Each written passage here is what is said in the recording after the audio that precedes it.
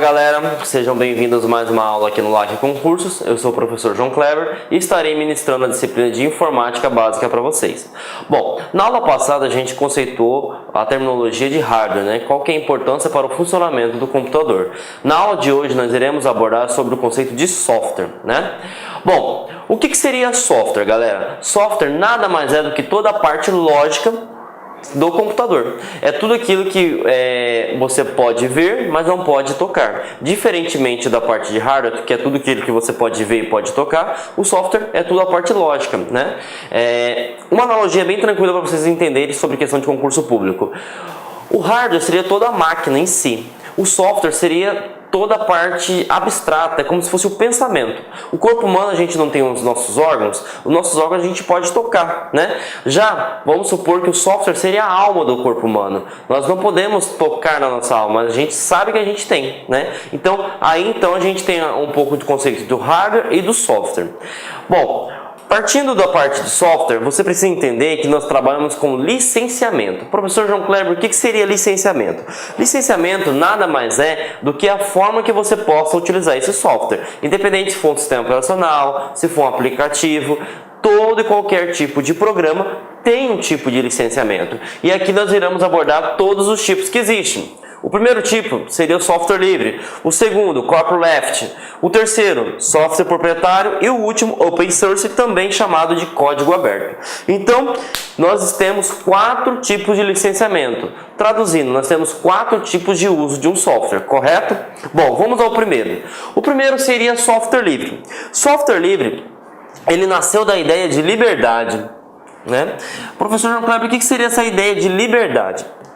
Os cientistas naquela época, da década de 80 para a década de 90, eles tinham propósito que todas as pessoas elas poderiam ser livres, elas poderiam utilizar, elas poderiam distribuir, elas poderiam estudar. Então, para que você consiga entender a ideia de software livre, eu quero que vocês gravem 4 verbos. Professor, quais são esses verbos? Executar, estudar, redistribuir e aperfeiçoar. O que seria isso? Você tem a liberdade de executar o aplicativo. Você tem a liberdade de estudar o programa em si. Você tem a liberdade de distribuir, de compartilhar esse software com outras pessoas. E você também pode ter a liberdade de aperfeiçoá-lo. Poxa vida, eu vi que esse software poderia ser mais intuitivo, mais atrativo, mais atraente. Bom, você pode melhorar e fazer todos os outros verbos, que seria executar, estudar, redistribuir e aperfeiçoar. Então a ideia de software livre seria o que? Você pega um software, você utiliza da forma que achar necessário, você pode se adaptar, você pode personalizar ele e você pode também redistribuir, você pode compartilhar para outras pessoas. Tudo isso, né, da forma que você achar necessário. Tem uma coisa que é interessante a gente colocar no software livre, que é o seguinte. Vamos pegar o caso do Linux. O Linux é um software livre? Sim, o Linux é um software livre. Todo mundo tem ideia que software livre, né, tem o mesmo conceito de software freeware que vocês vão ver lá na frente. É diferente, porque é o seguinte, hoje nós trabalhamos com pessoas, né? Infelizmente, tem pessoas que não têm boas intenções, né? Tem pessoas que agem ilicitamente, né? Então, o que acontece? A ideia do software livre é uma comunidade de programadores, né? Qual que é a ideia em si? Pessoas que têm o mesmo objetivo para melhorar o software em si. Só que acontece, existem pessoas que não vão utilizar esse software que você pegou e melhorar, eles querem denegrir a imagem, né? Ou eles podem colocar algum tipo de vírus, ou, por exemplo, eles podem repassar para outra pessoa de maneira errônea, enfim. Então existe uma comunidade por trás do software livre, que eles vão verificar se você está realmente fazendo coisas boas ou você está fazendo coisas ruins. Por exemplo, eu peguei um software Linux e eu quero criar uma nova versão, que a gente chama na informática de distro. Eu quero criar uma distro chamada LAC Linux, né? Eu posso criar, professor João Kleber? Claro que pode, só que tem um porém. Você vai pegar o código-fonte porque você tem o poder de executar, de estudar, de redistribuir e tem o poder de aperfeiçoar. Por exemplo, você encontra o código-fonte do Linux em qualquer parte da web, né? Peguei o código-fonte do Linux, melhorei, coloquei as imagens que eu achei necessário, deixei mais atrativo, deixei mais leve, né? E aí o que acontece? Eu posso já compartilhar? Não. Existe um trâmite, existe um processo para ser feito. feito. E esse trâmite é o que? Existem programadores espalhados pelo mundo, que são as comunidades, que eles vão pegar esse código-fonte que você melhorou, né, e verificar se as suas intenções realmente são boas. Se as suas intenções realmente for boas, beleza, vai ser homologado e a gente vai ter uma nova versão de Linux, que é o Linux LAC, né? Então essa é a ideia do software livre, é compartilhar para todas as pessoas, mas se autoajudar. Só que tem um porém. Para que existam essas pessoas trabalhando por trás para verificação, validação desse sistema, existe um custo, gente. O cara tem demanda de tempo, a pessoa tem que ter equipamento, a pessoa tem uma série de quesitos que precisam ser mensurados, né? Ser medidos. Então isso demanda tempo. Para que isso possa acontecer, eu preciso arcar com essa comunidade. E como que seria, por exemplo, como seria esse tipo de trabalho, podemos dizer assim? É o seguinte, por exemplo, você baixou o Linux da internet, você não vai pagar nada, correto? Você pode utilizar, estudar, fazer o que você quiser. Agora vamos supor, você quer ter um suporte desse sistema. Ah, deu um problema aqui, eu quero que conserte. Esse valor vai ser cobrado, né? Por exemplo, não queria baixar da internet, eu queria um CD do Linux, eu queria um DVD do Linux. Você pode? Claro que pode, professor João Kleber. Só que para que você pague, para que você pegue o sistema operacional em si através de CD ou DVD, você paga um valor. Claro que esse valor é irrisório. Mas para onde que vai esse valor, professor João Kleber? Esse valor vai para sustentar a comunidade que trabalha em prol das melhorias do software. Então, a gente pode falar o seguinte, que software livre vem da ideia de liberdade, né? Liberdade do quê? De executar, de estudar, de redistribuir e de aperfeiçoar. Eu posso melhorar o sistema? Pode e deve, né? Só que eu não posso colocar um sistema, né, no ar sem antes que ele seja homologado. Então existe um trâmite e para esse trâmite a gente precisa remunerar. Essa remuneração seria o quê? Para a sustentabilidade da comunidade em si. E como que se dá essa sustentabilidade? Através de manutenção, através de compra de CD, DVD, dessas formas, né? Então a gente não pode associar a ideia de software livre com software gratuito. Às vezes a gente tem que cobrar para que a comunidade consiga sobreviver. Mas a ideia central é liberdade. Tranquilo? Entendemos o conceito de software livre. Vamos para alguns exemplos. Como eu citei anteriormente, como a gente ia desenvolver um software Linux LAC, nós temos o Linux, nós temos o GIMP. Para quem não conhece o GIMP, é um programa de manipulação de imagens, né? E nós temos o nosso navegador, Google Chrome também, que é baseado em software livre. Bom, entendemos o conceito, entendemos os exemplos e vamos para o próximo tipo de licenciamento. Copyleft. Copyleft, ele surgiu da ideia de corporate, né? De corporação. Só que a ideia dele é fazer uma alusão, né? Como que seria essa alusão? Em vez de ter os direitos privativos, a gente vai ter os direitos o quê? Livres. Como assim livres? Vamos pegar a ideia que eu citei anteriormente, que a gente vai desenvolver um software, um sistema operacional, né, chamado Linux LAC, né? O que acontece? Eu peguei o software Linux base, né, na internet, gratuitamente, porque ele é um software livre, melhorei esse sistema, né, deixei ele mais atrativo, deixei ele mais leve, deixei ele rodando em celular, em tablet, enfim. E o que acontece? Essas melhorias que eu implementei no sistema operacional, eu vou cobrar, porque eu demandei tempo, né? Porque eu tive um gasto, eu tive que fazer muito estudo. Então, a ideia de copyleft seria para quê? Para você não poder cobrar pelas melhorias que tu fez. Então, o que seria o copyleft? Do jeito que você pegou, você tem que compartilhar. Se você pegou gratuito, mesmo que você faça qualquer tipo de alteração benéfica, né? Porque tem que ser benéfica para ser homologada, você não pode cobrar pela sua melhoria. Então, do jeito que você pega, você tem que compartilhar. Então, a ideia de copyleft é o seguinte, do jeito que a pessoa pega o sistema, independente se for o sistema operacional, se for um aplicativo, ela tem que compartilhar da mesma forma que pegou, beleza? Então, essa que é a ideia de copyleft, que faz uma alusão de copyright, né? Então, do jeito que pegou, você tem que compartilhar. Não interessa se você não fez ou não fez nenhum, se você fez ou não fez nenhuma alteração. Se você fez uma alteração, você vai ajudar outras pessoas, né? Vai deixar o software mais dinâmico, mais rápido e atraente. Só que você não pode cobrar por ele, até porque você pegou um software já pronto gratuitamente, agora você que fez uma pequena melhoria e quer cobrar, não é justo também, né? Então essa que é a ideia de copyleft, né? E aí a gente vem a ideia de freeware, né? Freeware significa o quê? Uso gratuito, somente o uso. Você não tem acesso ao sistema em si, você não pode implementar uma melhoria. Quer ver um exemplo bem prático? Android, né? O Android ele tem uma versão que você não... Perdão. Logo depois corta essa parte. Bom, copyleft, então a gente viu que é a ideia do que? Do jeito que você pegou a licença, você tem que...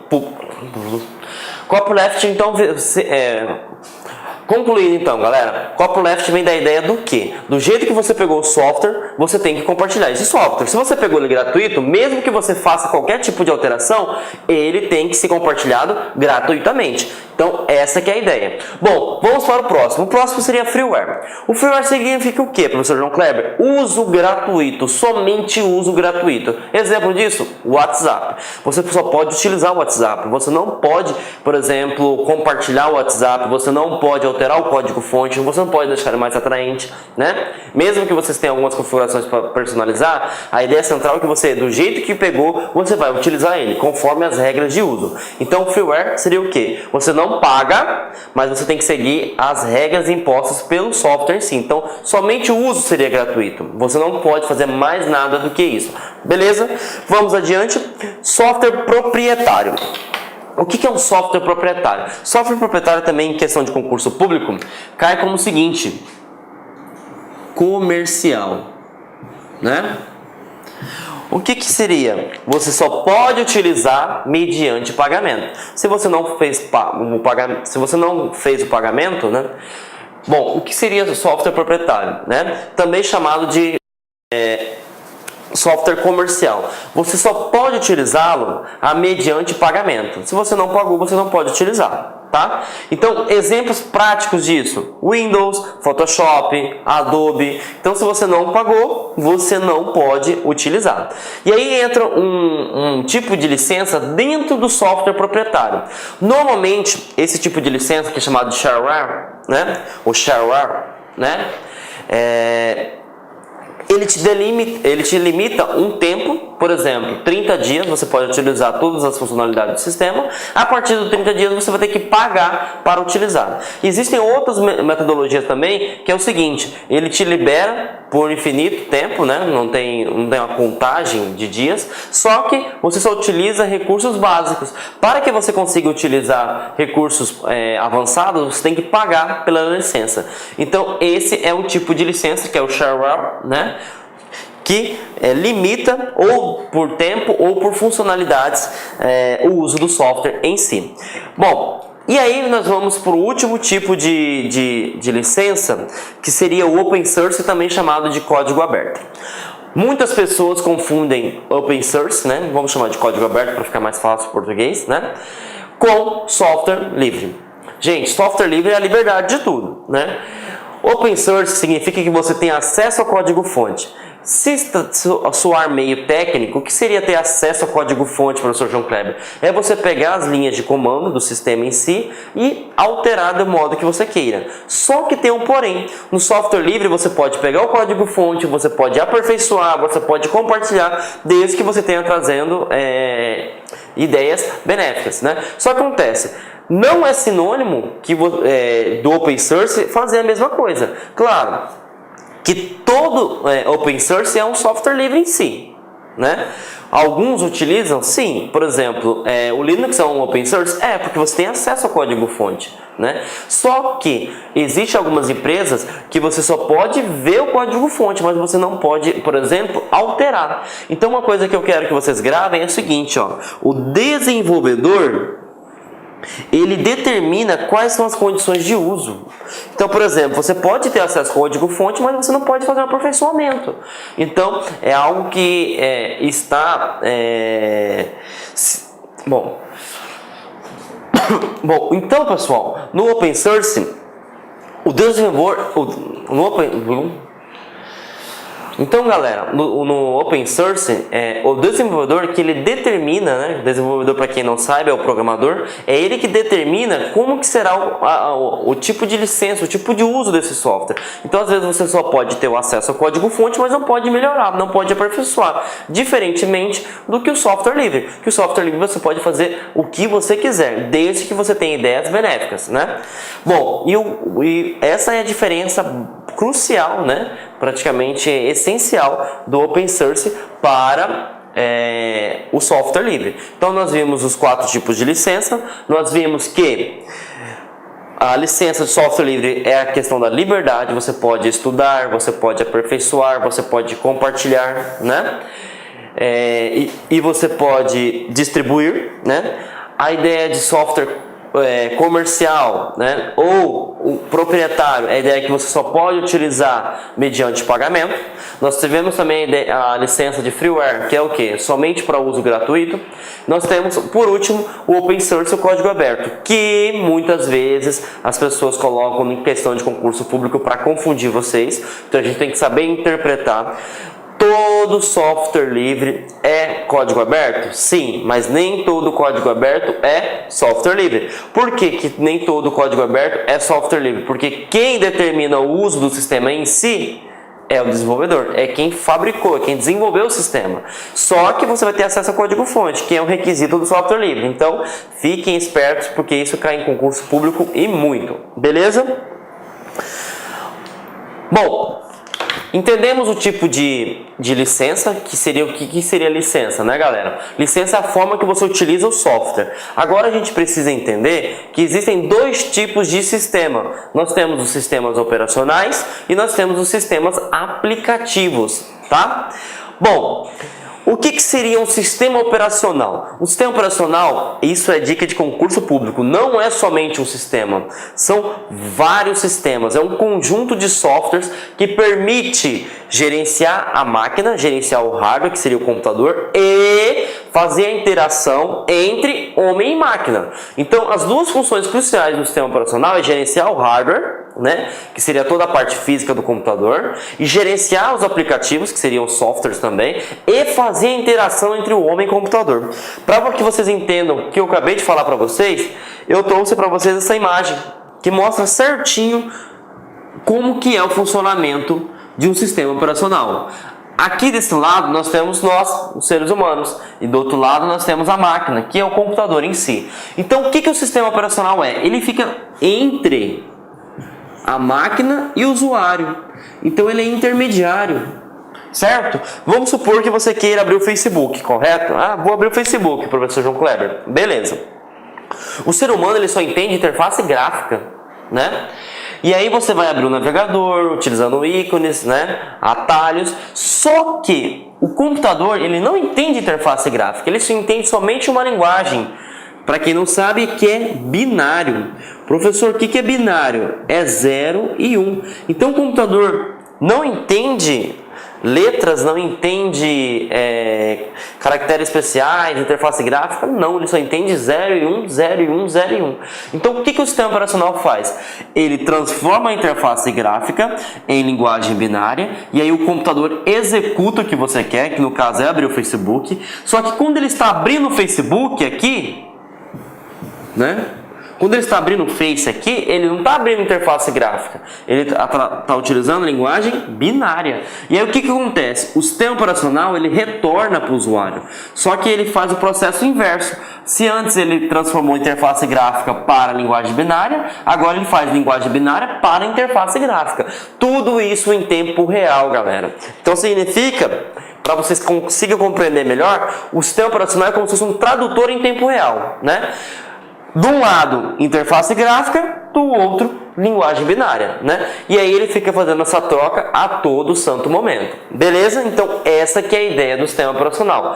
Lembre-se também que não é um sistema só, são vários sistemas, né? Então, a gente diz que é um conjunto de softwares que permite gerenciar o hardware, o software e faz a interação entre homem máquina.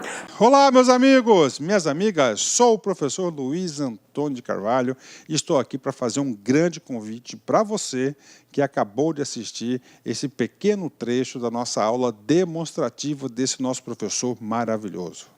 Se você gostou, se você quer assistir o restante dessa videoaula, então acesse nosso site laconcurso.com.br e lá nós temos um curso completo, um curso super atualizado e focado no Conselho Regional de Farmácia 2017 do Estado de São Paulo. O nosso curso custa apenas um investimento de 10 parcelas de R$ 25. Nós temos aí 100 dias de acesso. Durante esse período você pode assistir quantas vezes desejar e na hora que quiser. Bacana? O convite está feito, pode se matricular que você não vai se arrepender. Ah, já ia esquecendo, você quer o material de apoio dessa videoaula? Então é muito fácil, muito simples, clique aqui embaixo que nós temos um link para você fazer o download desse material gratuitamente. Tá certo, meus amigos? Então espero vocês aqui no LAC. Fui, obrigado, fui, tchau. Clique LAC.